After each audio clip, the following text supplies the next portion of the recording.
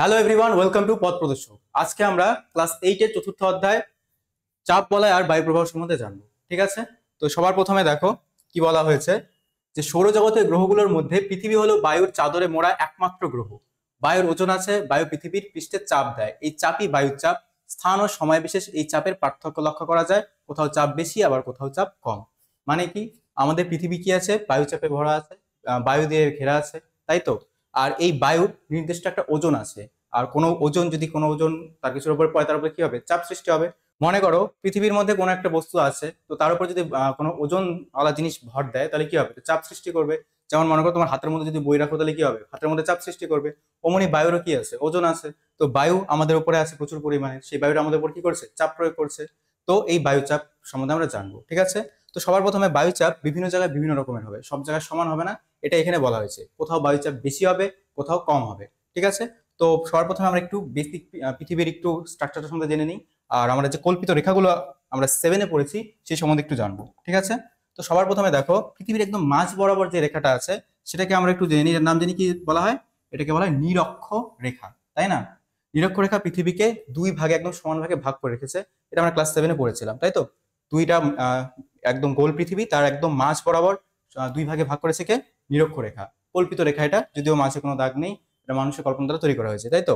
তো এই মাঝ বরাবর ভাগ করার জন্য গোল পৃথিবীটা গোলের দুইটা অর্ধেক হয়েছে, তাই তো। গোলের দুইটা খণ্ড হয়েছে, এটা একটা অর্ধেক, এটা একটা অর্ধেক। তার জন্য এটা নাম রাখা হয়েছে গোলার্ধ। এখন কয়টা গোলার্ধ হবে, দুটো গোলার্ধ হবে। একটা গোলের অর্ধ ওপরে, একটা গোলের অর্ধ নিচে। তো ওপরের যে গোলার্ধটা হয় ওটাকে বলা হয় উত্তর গোলার্ধ, আর নিচে যে গোলার্ধ হয় ওটাকে বলা হয় দক্ষিণ গোলার্ধ। ঠিক আছে, তো নিরক্ষ রেখা যেটাকে আমরা 0 ডিগ্রি বলি, যেটা পৃথিবীকে দুই ভাগে ভাগ করেছে, একটা উত্তর গোলার্ধ একটা দক্ষিণ গোলার্ধ, তাই তো। তো এই দক্ষিণ গোলার্ধ উত্তর গোলার্ধে আবার উত্তর গোলার্ধে আমরা পড়েছি ক্লাস 7-এ যে এখানে আবার 90টা তোমাদের কি আছে, এই বরাবর 90টা অক্ষরেখা দাগ দেওয়া হয়েছে, তাই তো। কি করা হয়েছে, 90টা অক্ষরেখা করা হয়েছে, আর নিচেও ঠিক 90টা অক্ষরেখা করা হয়েছে। তো এখান থেকে যদি দাগ দেওয়া শুরু হয় 1 2 করতে করতে কতগুলো আসবে, 90টা। যেমন এখানে সবগুলো দাগ দেওয়া নেই, মাঝখানে 30টা আসবে, তো এখানে 30 নাম্বার দাগটা দেওয়া আছে, 30 নাম্বার অক্ষরেখা দেওয়া আছে। আর ওপরে 60 নাম্বার, আর এখানে 90 নাম্বার, মানে এখানে 90টা, টোটাল 90টা যাবে। তো 0 থেকে শুরু হবে, 1 2 3 করতে করতে কতগুলো দাগ উঠবে উপরে, 90টা। তো আমাদেরকে এখানে এটাই পড়তে হবে যে সবার প্রথমের থেকে আমরা শুরু করবো জিরোর। এখানে কি রকমের বায়ুচাপ আছে বা কেমন ধরনের বায়ু এখানে বিরাজ করে সেটা আমাদের জানতে হবে। তো এই চ্যাপ্টারে আমরা মেনলি এটাই জানবো। জানবো হলো বায়ুচাপ কোথায় কেমন আছে। ঠিক আছে, তার আগে বেসিক কয়েকটা জিনিস জানতে হবে। যেমন এটাকে আমরা বললাম নিরক্ষ রেখা বলে, এটা কি বলে, নিরক্ষ রেখা। তোমরা যদি এই ছবিটা তো দেখবে, একদম মাঝ বরাবর জিরো দেখতেছো, এটা নিরক্ষীয় চাপ বলা আছে, তো এই অনুযায়ী নাম আসবে। তো এটার নাম কি, নিরক্ষ রেখা। আর নিরক্ষ রেখার এখানে তোমরা একটা নাম 7-এ পড়েছিলে, এই যে দাগটা যেটা এই বরাবর আসবে, যদি আমি সমান দিতে পারিনি, আর এইখানে একটা দাগ আসবে। ঠিক আছে, এটার নাম কি, এটা হলো গিয়া তোমার কর্কট ক্রান্তি রেখা, তাই তো। এই রেখাটার নাম কি, কর্কট ক্রান্তি রেখা। আর সূর্য নিরক্ষ রেখা থেকে এই কর্কট ক্রান্তি রেখা অব্দি হাইস্ট লম্বভাবে কিরণ দেয়, এটা তোমরা 7-এ পড়েছিলে। এখন যদি ওটা অতটা কাজে লাগবে না, মেন কাজে লাগবে নিরক্ষ রেখার উপর আমরা জানি কি সূর্য লম্বভাবে কিরণ দেয়। আর এটা নিরক্ষ রেখা, আর ঠিক উপরে আছে কর্কট ক্রান্তি রেখা, আর ঠিক নিচে আছে মকর ক্রান্তি রেখা। এটা নিরক্ষ রেখা, উপরে কর্কট ক্রান্তি, এটা মকর ক্রান্তি। নামগুলো মাথায় রাখবে, কারণ পরবর্তীকালে যখন আমি চাপ বলয় পড়াবো তখন এই নামের সঙ্গে লিঙ্ক করে পরের নামগুলো আসবে। তার জন্য নামগুলো আগে আমি একটু শিখিয়ে দিচ্ছি, রিভিশন করা দিচ্ছি, এটা 7 তোমরা অলরেডি পড়েছো। ঠিক আছে, তো এটার নাম কি বললাম আমরা, কর্কটক্রান্তি রেখা, এটার নাম মকর ক্রান্তি রেখা, তাই তো। আর আমরা আরো দুটার নাম কথা জানি, এটা হলো সুমেরু, এটা হলো কুমেরু। এটা 90 ডিগ্রি হয়, তোমরা পড়েছো সুমেরু কুমেরু। ঠিক আছে, অনেকে গুলিয়ে ফেলে, উপরটা কুমেরু বলে নিচেটাকে সুমেরু বলে। তো একটা ট্রিক আছে এখানে, সু মানে কি ভালো, কু মানে কি খারাপ। তো মনে করো কেউ দাঁড়িয়ে আছে, মাথার দিকটা কি হবে, ভালো, আর পায়ের দিকটা কি হবে, খারাপ। কু খারাপ, তাই না, জুতা খারাপ বলি আমরা, যাই হোক। তো এবার মনে রাখতে পারি এটার নাম সুমেরু, এটার নাম কুমেরু। তো এই নাম দুটো মাথায় রাখতে হবে। এটার নাম বললাম আমরা কি, নিরক্ষ রেখা। এটা কর্কটক্রান্তি রেখা, এটা মকরক্রান্তি রেখা, এটা সুমেরু, এটা কুমেরু। ঠিক আছে, এখানে আরো দুটো দাগ মাথায় রাখতে হবে। একটা হলো এই বরাবর, ঠিক আছে, আর একটা হবে এই বরাবর। এখন সুমেরুর ঠিক উপরে আছে, সরি সুমেরুর ঠিক নিচে আছে, সেটা হবে এগুলো সুমেরু বৃত্ত রেখা। কি রেখার নাম হবে, সুমেরু বৃত্ত রেখা। তো এটার নাম লিখে দিচ্ছি আমি, সুমেরু বৃত্ত রেখা, বৃত্ত রেখা। ঠিক আছে, যদিও এখানে লেখানো ঠিক হচ্ছে না। আর এটা হবে কুমেরু বৃত্ত রেখা, সেম ভাবে। ঠিক আছে, কুমেরু বৃত্ত রেখা। নামগুলো মাথায় রাখবে, পরে যখন বায়ুচাপ বলে পড়বে এটা খুবই ইম্পর্টেন্ট, কাজে লাগবে। ঠিক আছে, এটা লেখাটা ঠিক হয়নি। দেখো, এটার নাম কি বললাম আমরা, সুমেরু বৃত্ত রেখা, এটা কুমেরু বৃত্ত রেখা। ঠিক আছে, লিখছি না, আমি লিখছি। আচ্ছা, কুমেরু বৃত্ত রেখা, ঠিক আছে, বৃত্ত রেখা। আচ্ছা, এখানে নাম তোমরা এখান থেকে দেখতে পারবে। কুমেরু বৃত্তরেখা, ঠিক আছে। আর এটা হলো সুমেরু, আর এটা হলো কুমেরু, ঠিক আছে। নামগুলো আরেকবার একটু দেখে নিই আমরা। মাঝখানটার নাম কি জানিছিল? নিরক্ষরেখা। এটার নাম মকরক্রান্তি রেখা, এটার নাম কর্কটক্রান্তি রেখা, এটার নাম সুমেরু বৃত্তরেখা, এটার নাম সুমেরু, এটার নাম কুমেরু, ঠিক আছে। তো এই অনুযায়ী পরবর্তীকালে আমাদের পড়তে হবে। তো এটাও একটু মাথায় রাখো, তারপরে এই নামগুলো আমরা দেখি। তো সর্বপ্রথম আমাদের উপরের গুলো পরে দেখছি, আগে এই দাগটার থেকে শুরু করি, ঠিক আছে। তো এটার নাম কি বলেছিলাম? নিরক্ষরেখা। তো নিরক্ষরেখা হয় 0 ডিগ্রিতে, তাই তো। তো 0 ডিগ্রির এইখানে 5 ডিগ্রি অব্দি আসো, কারণ আমরা জানি এখানে কতগুলো দাগ আসবে, 5টা আসবে টোটাল। তো 1 2 করতে করতে কত নাম্বার, 5 নাম্বার যে অক্ষরেখাটা আছে এই বরাবর, আমি এটা একটু মুছে দেই। সবগুলো দাগ মুছে দিচ্ছি আমি, শুধুমাত্র মাঝখানের দাগটার মধ্যে ফোকাস করি, ঠিক আছে। দেখো এটা কি নিরক্ষরেখা, যেটা 0 ডিগ্রি থেকে শুরু হয়। আর 0 ডিগ্রি থেকে উপরে কটা যাবে? 90টা যাবে, একদম এত মধ্যে 90টা। তো আমরা 90টা যাবো না, আপাতত আমরা 5 ডিগ্রি অব্দি আসি। 0 থেকে 5 ডিগ্রি, তো এখানে 5 ডিগ্রি, ঠিক আছে। আর 0 থেকে নিচেও আসবো 5 ডিগ্রি। এই যে বড় এলাকাটা আমরা দেখছি, ঠিক আছে। আচ্ছা, 0 থেকে 5, 0 থেকে 5 আমরা কিন্তু ওপরের কর্কটক্রান্তি রেখা যায়নি, বা মকরক্রান্তি রেখা যায়নি, ওটা কিন্তু 23.5 ডিগ্রিতে যাবে, ঠিক আছে। কত ডিগ্রি? 23.5 ডিগ্রি, মানে 23 নাম্বার আসবে, তারপর আরেকটু যাবে। 23 নাম্বার দাগে আমরা কত নাম্বার দাগে আছি? 5 নাম্বার অক্ষরেখায় আছি। নিচ থেকে আমরা 5 নাম্বার অক্ষরেখায় আছি। তো এই যে মাঝ বরাবর একটা বড় এলাকা দেখছো, এই এলাকায় সূর্য লম্বভাবে কিরণ দেয়। নিরক্ষরেখা আমরা জানি সূর্য লম্বভাবে কিরণ দেয়। তো লম্বভাবে কিরণ দেওয়ার জন্য কি হয়, এই জায়গাটা প্রচন্ড পরিমাণে গরম হয়, বায়ু প্রচন্ড পরিমাণে উষ্ণ হয়। তো বায়ু প্রচন্ড পরিমাণে উষ্ণ হলে কি হবে? বায়ু প্রসারিত হবে এবং বায়ুটা উপরের দিকে উঠে যাবে। আমরা জানি উষ্ণ বায়ু কি হয়, উপরের দিকে উঠে যায়। আর এই এলাকাগুলোর মধ্যে দেখবে তোমার সমুদ্রের ভাগটা বেশি আছে। দেখো এখানে সমুদ্র আছে, এদিকে সমুদ্র আছে, এদিকে সমুদ্র আছে, এদিকে সমুদ্র আছে। যার কারণে কি হয়, যেহেতু বায়ু তো গরম হচ্ছে, আর গরম বায়ুর মধ্যে জলীয় বাষ্প, জলীয় বাষ্প তো মানে বোঝো জল, সেটা বাষ্পে পরিণত হয়, তাই না? সেই বাষ্পটার ধারণ ক্ষমতা বেড়ে যায়। আর বাষ্প কি হয়, উপরের দিকে উঠে যায়। কেন উপরের দিকে উঠে যায়? কারণ বাষ্প বাতাসের চেয়ে হালকা হয়, যার কারণে উপর দিকে উঠে যায়। আর উপর দিকে ওঠার কারণে এই যে যে এলাকাটা আছে 0 থেকে 5 দিকে, 0 থেকে 5 দিকে, এই 10 ডিগ্রি এলাকাটা, এই এলাকাটার মধ্যে তোমার বায়ুর কি হয়ে গেছে, গরম হয়ে গেছে। কারণ এখানে প্রচুর পরিমাণে তোমার গরম করে, সরি, সূর্য লম্বভাবে কিরণ দিয়েছে, যার কারণে গরম হয়েছে। আর গরম হয়ে বায়ুটা কি হয়ে গেছে, উপরের দিকে উঠে গেছে, ঠিক আছে। হালকা হওয়ার কারণে উপরের দিকে উঠে গেছে। আর এটা তোমরা বলতে পারো, যেমন তোমাদের হয়তো প্রেসার কুকারে অথবা রান্না ভাতের হাঁড়িতে যখন গরম করে, তখন দেখবে জল কি হয়ে যায়, বাষ্প হয়ে যায়।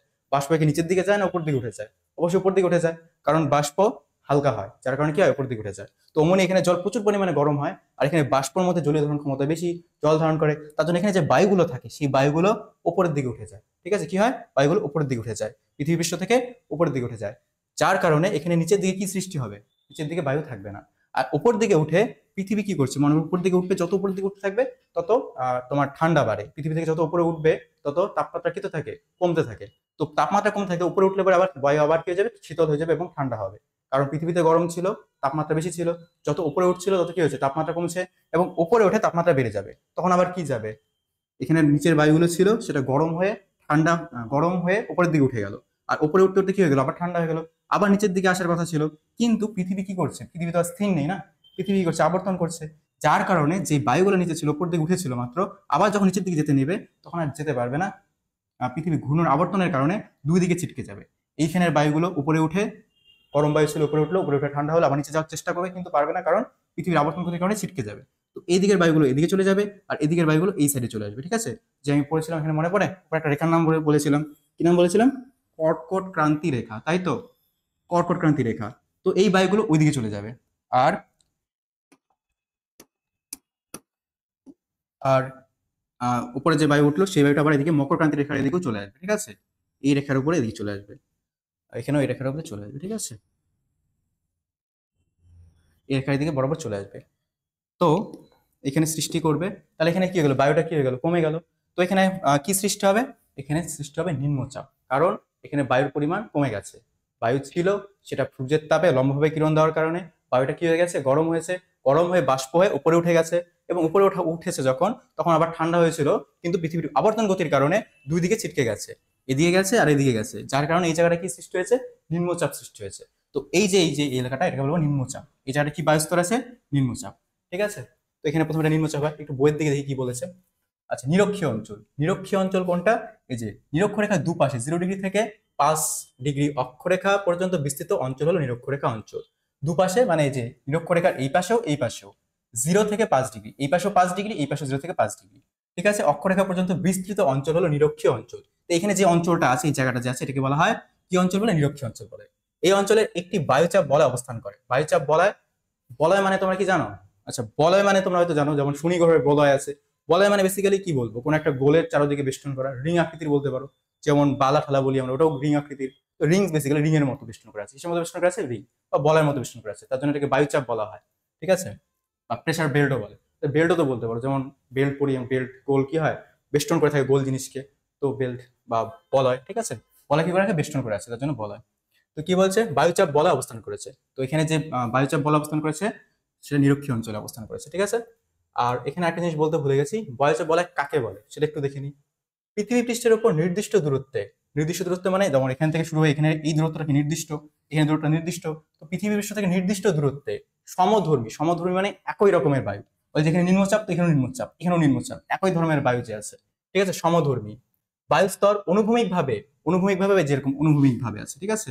অনুভূমিক ভাবে, অনুভূমিক ভাবে প্রায় 1000 কিলোমিটার জুড়ে জুড়ে পুরো পৃথিবীকে কয়েকটি বলয় আকারে বেষ্টন করে আছে। কত কিলোমিটার? এখন তো আমরা জানি পৃথিবীর কিলোমিটার তো এরকম ছোট জায়গার মধ্যে থাকবে না, 1000 কিলোমিটারের কথা হবে এখানে। তো 1000 কিলোমিটার জুড়ে কি করে আছে? 1000 কিলোমিটার জুড়ে জুড়ে পুরো পৃথিবীকে কয়েকটি বলয় অবস্থান করেছে। যেমন একটা বলয়ের কথা বললাম যে এই জায়গাটা বলয়, এখানে যে বলয়ের মতো একদম পৃথিবী তো গোল না, চারদিকে এরকম বলয় রিং এর মতো করে আছে, তো এরকম রিং এর মতো করে আছে, দেখি বলয়ের মতো করে আছে। তো এটা হবে তোমার নিরক্ষীয় অঞ্চলে, তাই তো? এরকম একটা নয়, আরো আছে। যেমন এখানে একটা বলয় দেবে, এখানে একটা বলয় দেবে, এখানে একটা বলয় থাকবে, এরকম কয়েকটা বলয় বেষ্টন করে আছে। তো বলছে কয়েকটি বলয় বেষ্টন করে আছে, একে বলে বায়ুচাপ বলয়। একে কি বলে? বায়ুচাপ বলয় বা প্রেসার বেল্ট। ঠিক আছে? তো প্রেসার বেল্ট সর্বপ্রথম আমরা দেখলাম এই অঞ্চলটা তো দেখলামই, যেটা নিরক্ষীয় অঞ্চল। তো এই নিরক্ষীয় অঞ্চলে কি সৃষ্টি হবে? আমি একটু আগে বলেছি, নিম্নচাপ সৃষ্টি হবে। ঠিক আছে? কেন নিম্নচাপ সৃষ্টি হবে যেটা একটু বললাম, তখন দেখো কেন বলছে। নিরক্ষীয় অঞ্চলে সারা বছর সূর্যরশ্মি লম্বভাবে পড়ে। কেমন ভাবে পড়ে? নিরক্ষরেখায় লম্বভাবে সূর্যরশ্মি পড়বে, ফলে এখানকার বায়ু সারা বছর উষ্ণ থাকে, গরম থাকে। তাই তো? এই অঞ্চলে স্থলভাগের তুলনায় জলভাগ বেশি, এটা আমরা বলেছি। স্থলভাগে যে এখানে এখানে এখানে জলভাগও বেশি আছে তুলনায়, তাই না? যার কারণে কি হবে? ওখানে জলগুলো যেহেতু তোমার বায়ুটা কি আছে, গরম আছে, সেই বায়ুর মধ্যে। তো বলছে উষ্ণ বায়ুর জলীয়বাষ্প ধারণ ক্ষমতা বেশি হয়। বায়ুটা উষ্ণ আছে, আর উষ্ণ বায়ুর জলীয়বাষ্প বেশি পরিমাণে ধারণ করতে পারবে। আবার উষ্ণ বায়ু ঘনত্ব কম বলে এটি হালকা হয়। উষ্ণ বায়ু কি হয়? ঘনত্ব কম হয়, ঘন বেশি থাকে না, যার জন্য হালকা হয়। এবং হালকা হয়ে জলীয় বাষ্পযুক্ত বায়ু প্রসারিত হয়ে, সংকুচিত প্রসারিত জানো তোমরা, প্রসারিত অর্থাৎ এক্সপ্যান্ড হয়ে কি হয়ে যায়? উপরে উঠে। কোথায় ওঠে? উপরের দিকে ওঠে। এই ঊর্ধ্বগামী বায়ু পৃথিবীর আবর্তন গতির কারণে উপরের দিকে উঠলো। ঠিক আছে? আর এই ঊর্ধ্বগামী বায়ু যেটা উপরে উঠেছে, সেটা পৃথিবীর আবর্তন ঘোরার কারণে দুই দিকে ছিটকে যাবে। কারণ নিরপেক্ষ থেকে উত্তর ও দক্ষিণ দিকে ছিটকে যায়, এটা উত্তর দিক, এটা দক্ষিণ দিক, এদিকে ছিটকে যায়, উপর দিকে উঠে এভাবে ছিটকে যায়। ঠিক আছে? তো মনে করে যে এখানে হলো নিরক্ষরেখা, এবং উপরে বায়ু উঠলো, উঠে উত্তর এবং এটা দক্ষিণ দিকে কি হয়ে গেল? ছিটকে গেল বায়ু। কেন ছিটকে গেল? কারণ পৃথিবী তো আবর্তন করছে, যার কারণে ছিটকে গেল। বায়ুর পরিমাণ কমে যায়, তো ফলে এই অঞ্চলের বায়ুর পরিমাণ কমে যায়। তো এখানে যে বায়ু ছিল সেটা তো কি হয়ে গেছে? গরম হয়েছে, দুই পাশে ছিটকে চলে গেছে পৃথিবীর আবর্তনের কারণে। তো এখানে বায়ুর পরিমাণ কি হবে? কম হয়ে যাবে। যার কারণে এখানে কি সৃষ্টি হবে? এখানে ওয়ার্ড দিছে কি সৃষ্টি হবে? তো এখানে অবশ্যই নিম্নচাপ সৃষ্টি হবে, তাই না? তো দেখি পরেরটা কি বলছে। আচ্ছা, এখানে একটা জিনিস আছে, আহ বায়ু স্রোত আর একটা হলো গিয়ে বায়ু প্রবাহ। বায়ু স্রোত বায়ু প্রবাহের মধ্যে পার্থক্য দেখো। বায়ুচাপ কি হবে? বায়ু স্রোত হবে, এখানে বায়ু যে বাষ্প উপর দিয়ে উঠে এইভাবে গেল। ঠিক আছে? সরি, নিম্নচাপ থেকে এখান থেকে উঠে এদিকে এইভাবে আসলো, এটা হলো বায়ু স্রোত। আর বায়ু প্রবাহ আমাদের ভূপৃষ্ঠের মধ্যে হবে। বায়ু স্রোতটা যে দেখলাম, এটা কিন্তু পৃথিবীর আমাদের উপর দিয়ে যাবে না। যেমন গরম বায়ু গেল, এটা উপর দিকে উঠলো এবং অনুভূমিক এইভাবে গেল। ঠিক আছে? লম্বভাবে উঠে চাপড়ে চলে গেল। তো এটা হলো বায়ু স্রোত। আর বায়ু প্রবাহ কি সেটা পরে বলবো। বায়ু প্রবাহ তোমার হলে, যেটা বায়ু প্রবাহ দেখি আমরা গাছপালা নড়ে যাওয়ার জন্য। ঠিক আছে? বায়ু প্রবাহটা পরে আমরা দেখছি, বায়ু প্রবাহ কয়েক রকমের আছে। আচ্ছা, পরেরটা হলো গিয়ে নিরক্ষীয় শান্ত বলয়। এখন এই যে এলাকাটা আমরা দেখলাম নিরক্ষরেখা, তাই তো? যেটা শুরু হয়েছিল কত অবধি? 5 এদিকে 5 এইদিকে, তাই তো? 5 এদিকে 5 এদিকে, 5 ডিগ্রি এদিকে 5 ডিগ্রি এদিকে, তাই তো? তো এই এলাকাটায় বায়ু প্রবাহ একদম কম হয়। কেন কম হয়? কারণ এইখানের বায়ুগুলো তো গরম হয়ে গেছে, তাই না? তো গরম হয়ে এটা এই পাশে যাবে না, বা এটা গরম হয়ে শুধু উপর দিকে উঠে যাবে। আর উপর দিকে ওঠার কারণে কি হয়? এখানে যে জাহাজগুলো হয় সেটার গতি থেমে যেত আগেকার দিনে। কারণ আগেকার দিনে তোমার জাহাজগুলোতে ছিল না, ওগুলো পালের দ্বারা বেশিরভাগ নির্ভর করতো, কোনো ইঞ্জিন বা যেমন এখন তো ইঞ্জিনের দ্বারা চলে জাহাজ, বেশিরভাগ পালের উপর বেশি ভরসা হয় না, তাই না? তো আগেকার দিনে জাহাজগুলো ছিল এরকম তোমার পালের তৈরি। ঠিক আছে? তো যার কারণে এর এই জাহাজ চলতে গেলে তোমাদের একমাত্র ভরসা বায়ু। বায়ুটার মধ্যে ধাক্কা দিবে, পালের ইসের মধ্যে বাড়িয়ে দিবে, যার কারণে এটা চলবে। কিন্তু এই নিরক্ষীয় এলাকায় অনেক সময় দেখা দিত যে এই যে জাহাজগুলো, এটা স্থির হয়ে থাকতো, থেমে যেত, বা আগাতো না ঠিকভাবে। কেন আগাতো না? কারণ এখানে বায়ু প্রবাহ হতো না। একে তো বায়ু কম, আর সেকেন্ড কি, বায়ুগুলো প্রবাহ হলেও উপর দিকে প্রবাহিত হতো। মানে মনে করো বায়ু যদি এইভাবে প্রবাহিত হয় উপর দিকে যায়, তো এটাকে তো আর ধাক্কা দিতে পারবে না। পারবে কি? অবশ্যই ধাক্কা দিতে পারবে না এটাকে, কারণ বায়ু তো উপর দিকে যাচ্ছে, তো এটাকে কেন ধাক্কা দিতে যাবে? যার কারণে জাহাজটা যেত থেমে। তার জন্য এই জায়গাকে বলা হয় ডোলড্রামস বলা, ঠিক আছে, যার অর্থ শান্তাভাব। তো কি বলছে দেখো, নিরক্ষীয় শান্ত বলয় কি, নিরক্ষীয় অঞ্চল বরাবর উষ্ণ ও হালকা বায়ু সোজা উপরের দিকে উঠে যায়। উঠে যাওয়া এখানে বায়ুর ঊর্ধ্বমুখী স্রোত লক্ষ্য করা যায়। কি স্রোত দেখা যায়? বায়ুর ঊর্ধ্বমুখী, মানে উপরের দিকে উঠছে, ঠিক আছে। ভূপৃষ্ঠের সমান্তরালে কোনো বায়ু প্রবাহিত হয় না। সমান্তরাল বলতে মনে করো বায়ুটা যদি এরকম সমান্তরালে প্রবাহিত হয়, এটাকে ধাক্কা দিয়ে আরামে নিয়ে যেতে পারবে তোমার জাহাজটাকে, কিন্তু এরকম তো বায়ু প্রবাহিত হয় না। বায়ু প্রবাহিত হচ্ছে কি উপরের দিকে, ঠিক আছে।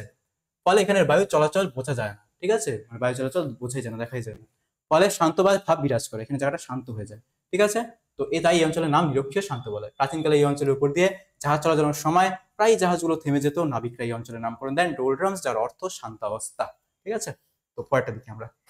পরে বলছে কর্কটীয় মকরীয় অঞ্চল। আচ্ছা, তো নিরক্ষীয় এখানে দেখলাম, এখন দেখি কর্কটীয় মকরীয় অঞ্চল। তো আমি একটু আগে বলেছি এই জায়গাটার নাম কি, কর্কট ক্রান্তি রেখা। যদি আর একটু কাছে দিতে হবে, এর থেকে দূরে বেশি হয়ে গেছে, নিচেরটা বলতো মুছে দিই।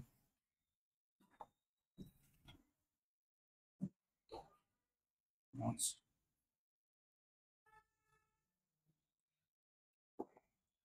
তো এইখানে আছে তোমাদের এত অব্দি মনে করো 5 ডিগ্রি, যাতে ছোট হয়ে গেছে এটা, 5 ডিগ্রি। এখানে এই এলাকাটা হলো কি নিরক্ষীয় অঞ্চল, যেটা আমরা পড়লাম, যেখানে বায়ুগুলো কি হয়ে গেল, উপরে উঠে গেল, তাই তো। আর এইখানে আছে 23.5 ডিগ্রি, ঠিক আছে, কর্কট ক্রান্তি রেখা। আর এদিকে আছে কি মকর ক্রান্তি রেখা, ঠিক আছে। এটা কালারটা আলাদা নেই। এখন এখান থেকে 25 ডিগ্রি, এটা 37 ডিগ্রি, এই কর্কটক্রান্তি রেখাটা কত 37 ডিগ্রিতে আছে উত্তরে, কিন্তু 37 ডিগ্রি না, এখানে একটু আগে নিব, এখানে 25 থেকে নিব, ঠিক আছে, 37 ডিগ্রি থেকে না নিয়ে 25 থেকে নিব, 25 থেকে 35, ঠিক আছে। এই যে এলাকাগুলো, এই যে এলাকা, ঠিক আছে, এইখানটার এদিকেও হবে, এদিকেও হবে 25 থেকে 35 দক্ষিণে, 25 থেকে 35। আচ্ছা, এখানে কথা একটু দেখা যাক কি আছে।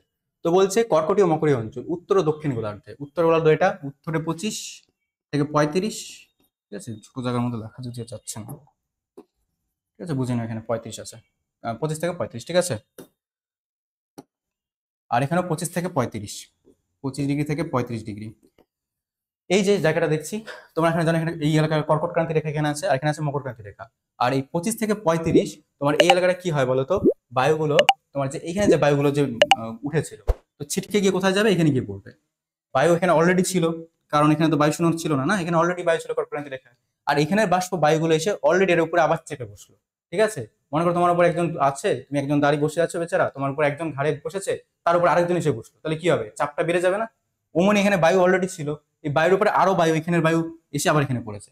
কিভাবে আসছে, এই যে বায়ুগুলো কি হয়েছিল, গরম হয়ে উপরে উঠেছিল, আর উপরে উঠলে কি হবে, উপরে উঠলে ঠান্ডা বাড়বে। কেন উপরে উঠলে ঠান্ডা হয়, এটা প্রশ্ন করতে পারো তোমরা।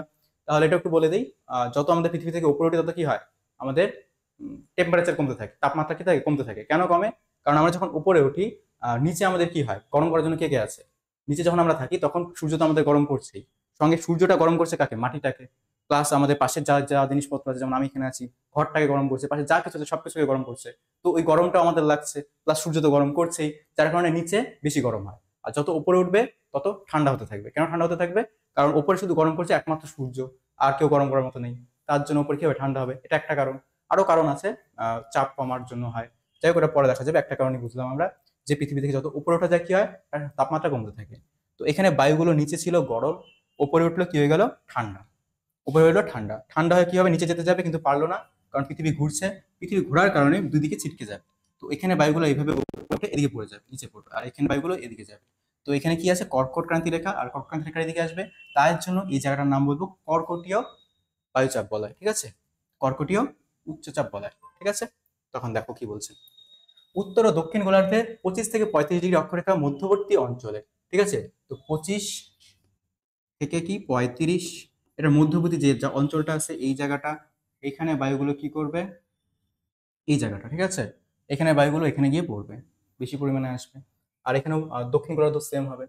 তো দেখি কি বলছে, যে যথাক্রমে কর্কটীয় নামে পরিচিত।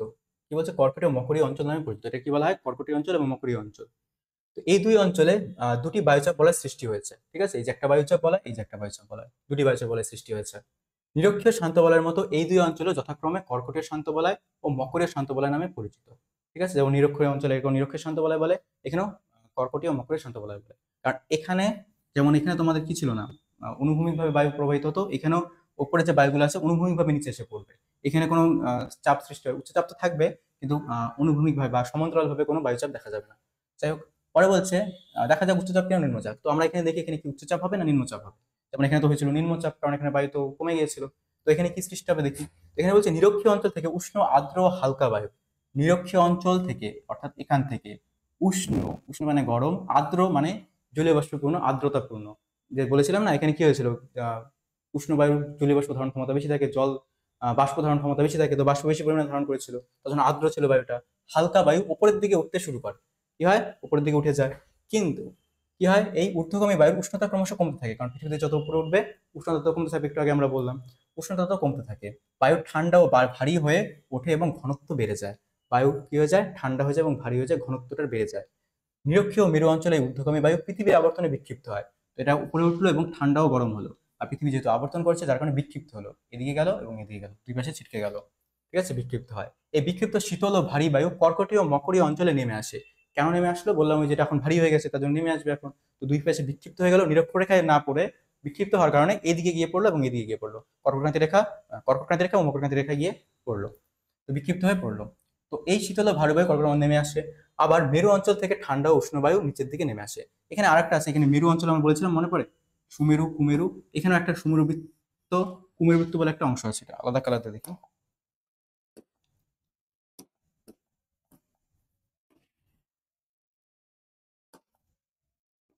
এইখানে একটা অংশ আছে, এটাকে বলা হয় সুমেরু বৃত্ত অংশ। ঠিক আছে, সুমেরু বৃত্তীয় প্রদেশ, এখানে আছে কুমেরু বৃত্তীয় প্রদেশ।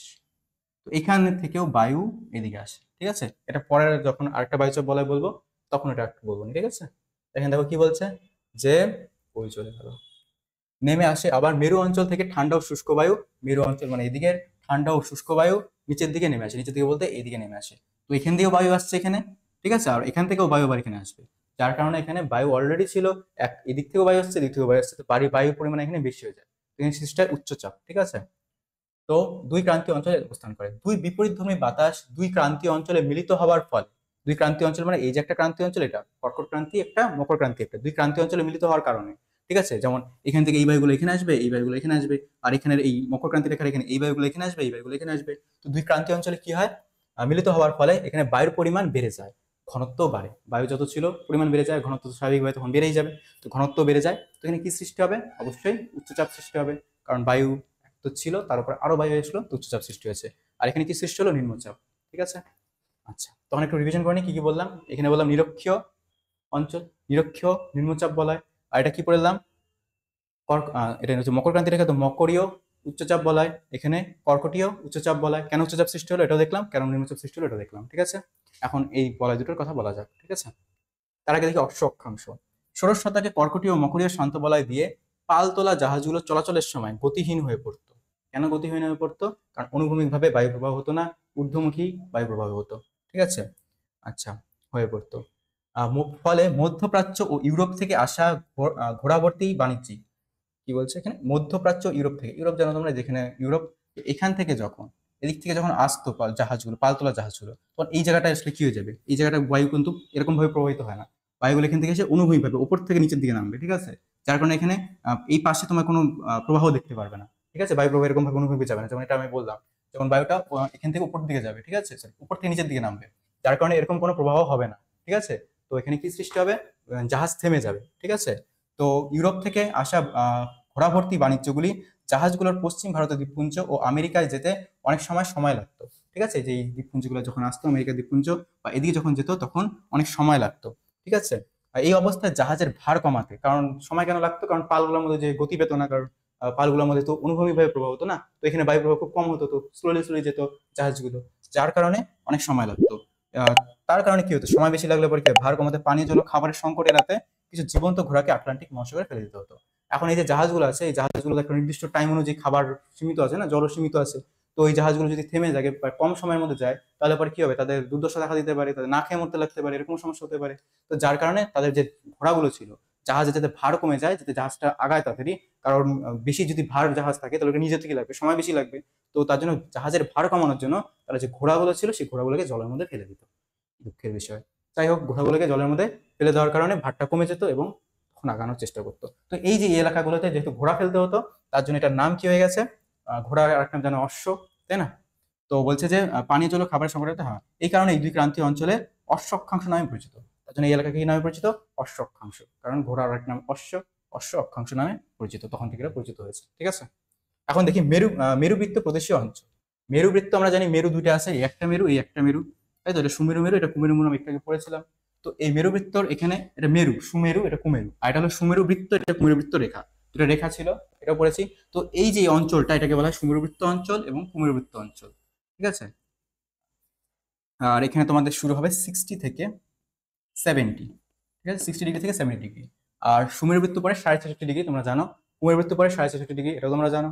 60 থেকে 70 ডিগ্রি এই যে এলাকাটা, এটার নাম হলো গিয়ে তোমার সুমেরু বৃত্ত প্রদেশীয় নিম্নচাপ বলয়। ঠিক আছে, সুমেরু বৃত্ত প্রদেশীয় নিম্নচাপ বলয়। আর এখানে যে পড়ে তোমার 60 থেকে 70, এটা হবে কুমেরু বৃত্ত নিম্নচাপ বলয়।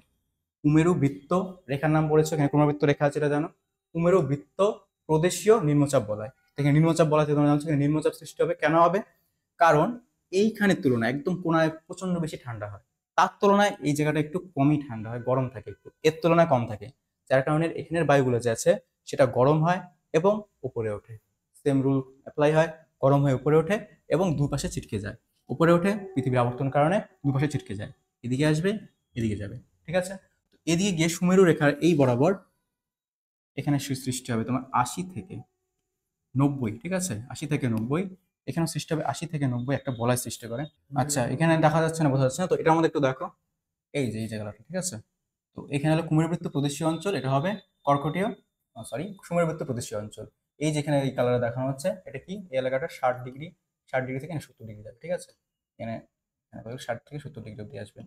এই এলাকাগুলো কি হবে বলতো? এই তুলনায় তো এখানে কি একদম একদম একদম মেরুর থেকে তো এখানে একটু গরমই থাকবে না, তার জন্য এখানে বায়ুগুলো গরম হয়ে উপরে উঠবে এবং দুই পাশে চলে যাবে। এই পাশে একবার আসবে আর এই পাশে চলে আসবে, এখান থেকে উপরে উঠে এই দিকে আসবে আর এখান থেকে এগিয়ে আসবে। এখানে তো উচ্চচাপ সৃষ্টি হবে, মকর উচ্চচাপ। কেন সৃষ্টি হবে? কারণ নিরক্ষরেখার বায়ু এখানে আসছে আর এখানে গরম বায়ু উপরে উঠে এখানে আসছে, সে কারণে আসছে, কারণ আবর্তন গতির কারণে আসছে।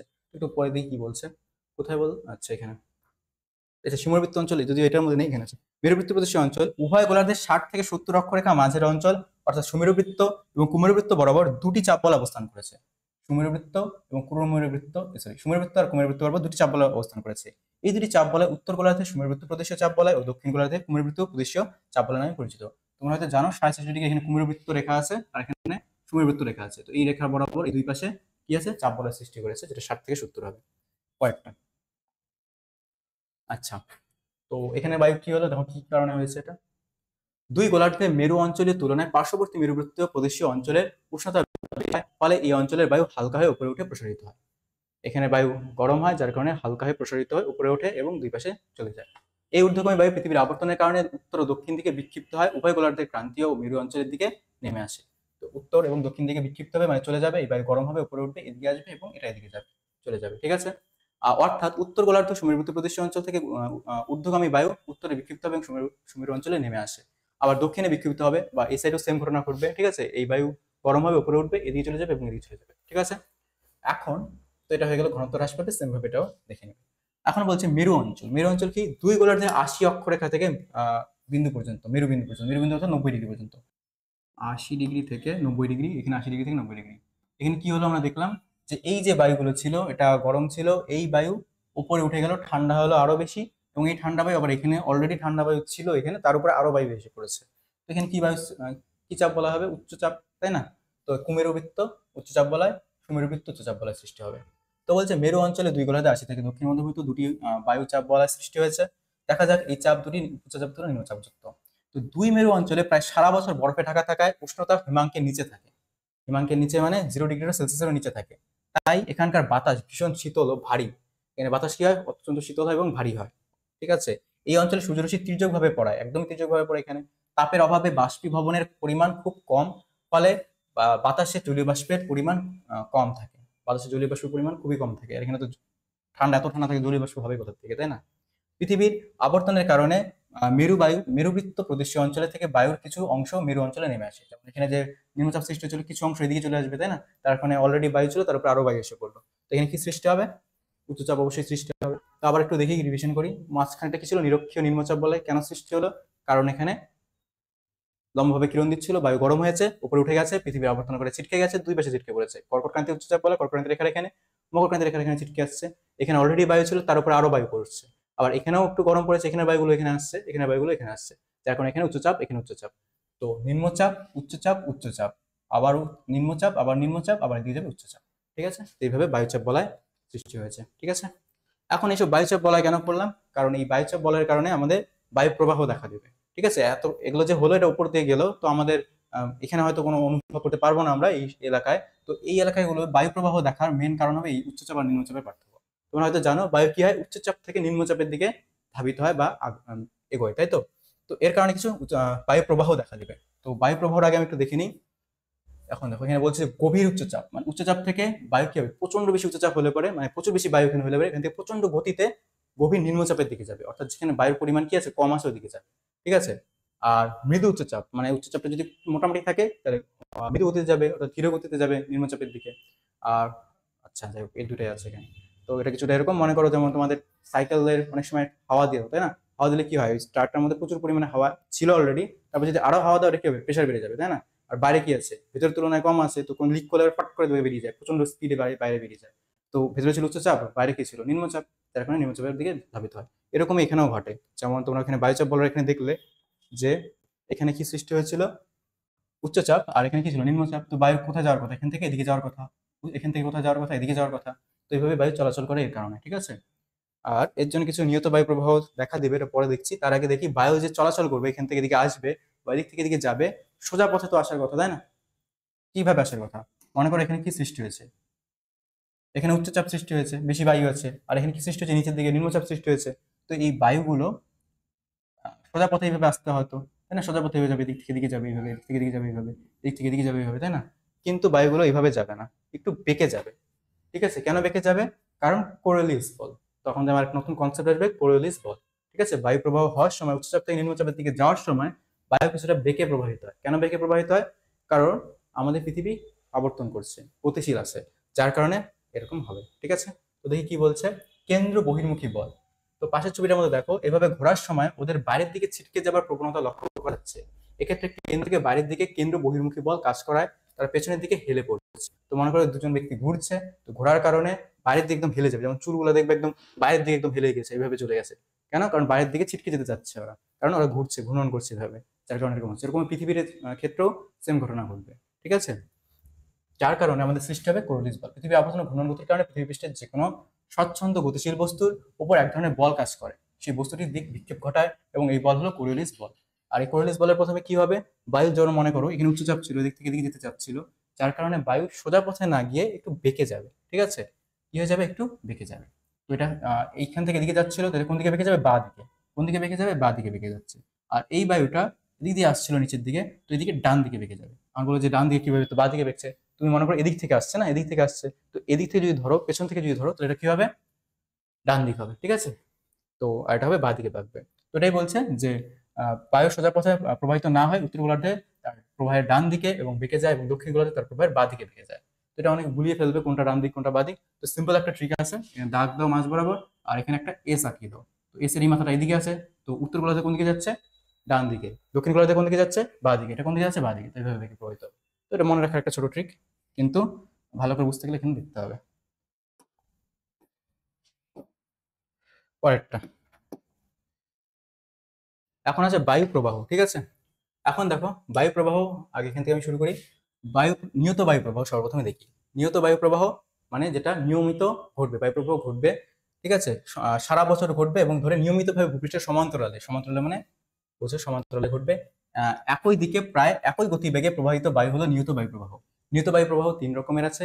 ঠিক আছে, আয়ন বায়ু, পশ্চিমা বায়ু, আর মেরু বায়ু। ঠিক আছে, এখন সর্বপ্রথমে দেখি আয়ন বায়ু কোনটা হবে। এখন দেখো এখানে কি সৃষ্টি হচ্ছিল, উচ্চচাপ। তো উচ্চচাপ থেকে নিরক্ষীয় অঞ্চলের দিকে, নিম্নচাপের দিকে যে যাবে, এটাকে বলবো আমরা আয়ন বায়ু। তো আয়ন বায়ু কি এক জায়গায় হবে, এখানে উচ্চচাপ আছে এদিকে যাচ্ছে, আর কর্কটীয় অঞ্চলে তো উচ্চচাপ আছে, তো এখান থেকেও তো এদিকে আসবে। তো আয়ন বায়ু দুই দিকে প্রবাহিত, এটা আয়ন বায়ু একটা, এই আয়ন বায়ু একটা। ঠিক আছে, এবং পশ্চিমা বায়ু কোনটা, পশ্চিমা বায়ু এখান থেকে, এখানে আছে নিম্নচাপ, ঠিক আছে, এখানে আছে উচ্চচাপ, তো এদিক থেকেও বায়ু এদিকে যাবে। তো এটা হয়ে যাবে তোমার পশ্চিম, পশ্চিমা বায়ু। ঠিক আছে, আর এখানে যে উচ্চচাপ আছে, এখান থেকে বায়ু যদি যদি এদিকে আসে, কারণ এখানে উচ্চচাপ, নিম্নচাপের দিকে যদি আসে, তাহলে এটা হয়ে যাবে তোমার মেরু বায়ু। ঠিক আছে, এই বায়ুগুলো পরের দিন আমরা আলোচনা করবো, আজকে ভিডিওটা লম্বা হয়ে যাচ্ছে, আজকে এখানেই রাখছি। দেখা হচ্ছে অন্য কোনো ভিডিওতে, ততক্ষণের জন্য অল দ্য বেস্ট।